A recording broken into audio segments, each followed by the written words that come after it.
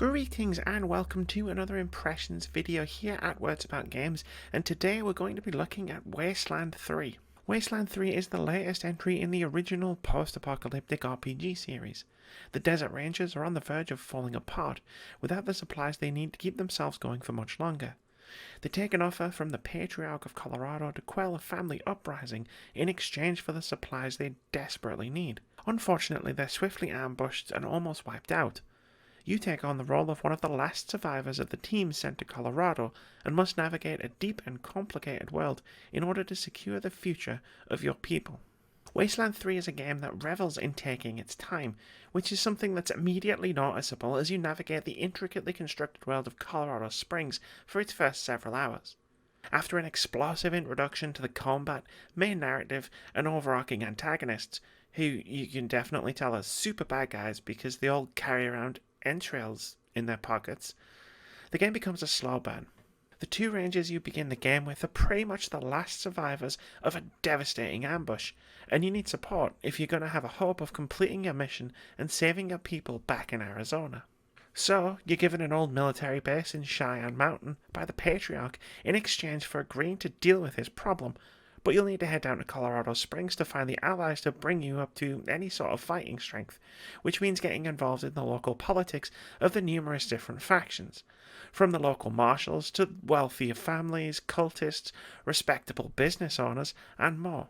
It turns out the situation in Colorado is a whole lot more complicated than some explosive family drama.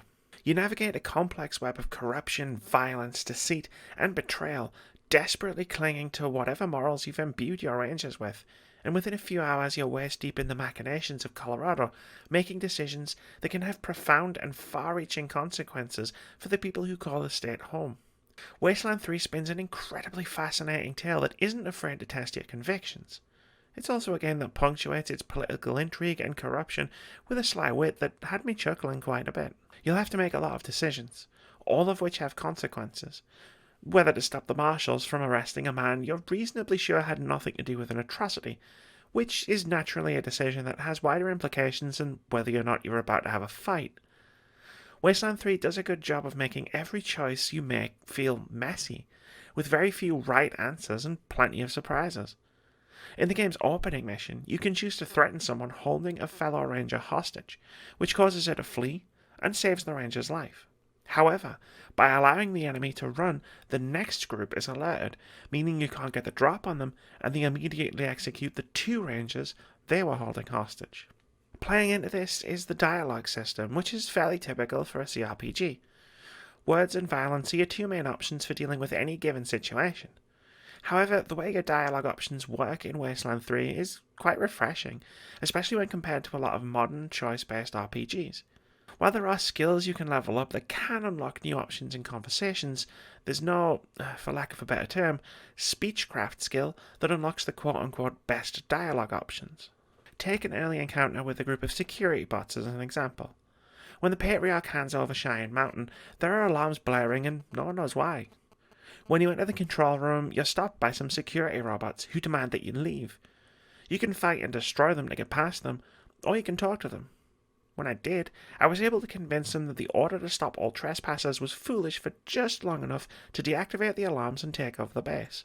I managed this not by having a high speech or hacking skill, but through carefully chosen bits of dialogue, using logic and reasoning to convince the bot that its commander was foolish, therefore the commander's orders could potentially be foolish too.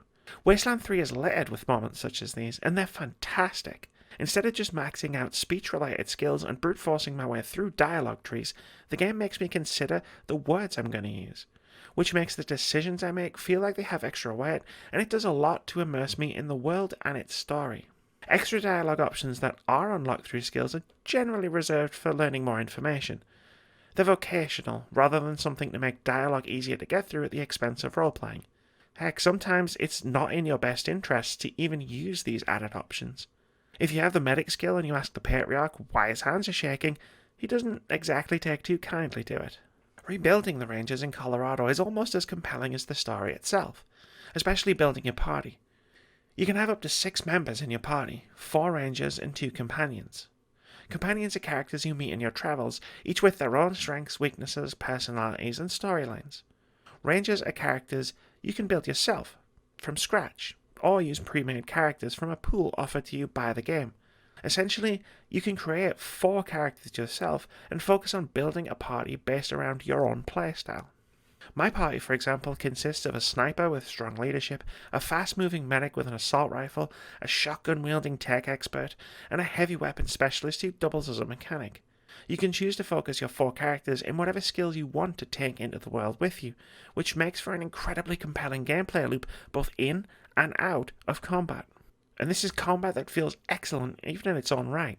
If you've played a CRPG before, then Wasteland 3's combat mechanics should feel pretty familiar to you.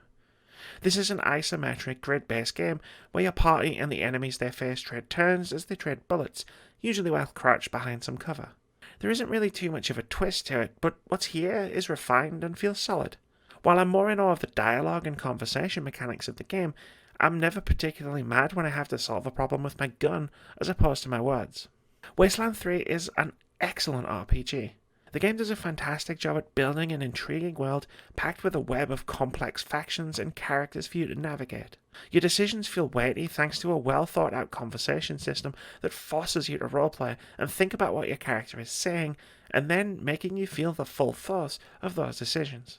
Coupled with some solid combat gameplay, a great soundtrack, and a compelling party creation system, Wasteland 3 is an excellent RPG for you to lose yourself in. Thanks very much for watching this video. If you enjoyed it or found it useful, consider sticking around here at Words About Games. Our content includes review impressions of games big and small, a weekly podcast dedicated to discussing the happenings in and around the games industry, weekly opinion videos, reactions, debate-driven top 5 and top 10 lists, a regular Hall of Fame series where we discuss our favourite games, and indie game spotlights. We also stream every Friday and Saturday at twitch.tv/wordsaboutgames. Most importantly, have a brilliant day.